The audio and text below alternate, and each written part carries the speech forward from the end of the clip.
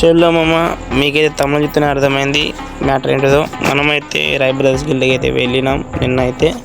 అది కూడా ఒక బ్రో వల్ల జాబ్ స్టార్ బ్రో అని ఉంటాడు, అతని వల్ల వెళ్ళిపోయినాం గిల్డ్కి అయితే. చూసుకోరమ్మమ్మ మీరే. అంటే రాయ్ స్టార్ అయితే రాయ్ స్టార్ గిల్డ్ కాదు, రాయ్ స్టార్ సెకండ్ గిల్డ్. మన మ్యాక్స్ 337 తెలిసే కదా మన తమిళ్ ప్లేయర్. మన యూట్యూబ్లో అయితే 340K సబ్స్క్రైబర్స్ ఉన్నారు. ఈ బ్రో గిల్డ్కి అయితే వచ్చేసినాం. మనకైతే ఆఫీసర్ అయితే ఇచ్చిండు గిల్డ్ టెస్ట్ పెట్టమని. ఆ బ్రోకి చెప్పిన నేను ఒక content creator bro, officer bro, నేను లైవ్ పెట్టి గిల్డ్ టెస్ట్ పెడతాను చెప్తే సరే బ్రో యాడ్ చేయమన్నాడు మామ.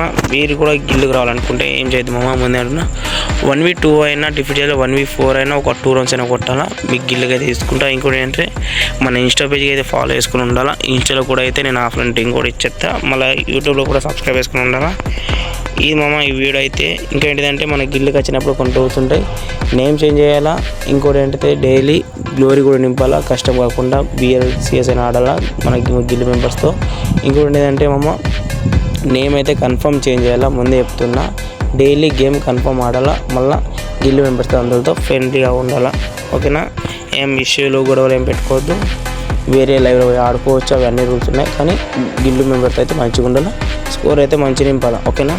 ఈ మామ ఈ వీడియో వచ్చేసి ఓకేనా. ఎంతమందికి రాయ్ బ్రదర్స్ గిల్డ్ సెకండ్ గిల్డ్కి రావాలనుకున్నా ఇంట్రెస్ట్ ఉంటే నాకైతే మెసేజ్ అయ్యారు ఇన్స్టాగ్రామ్లో, ఓకేనా. బాయ్.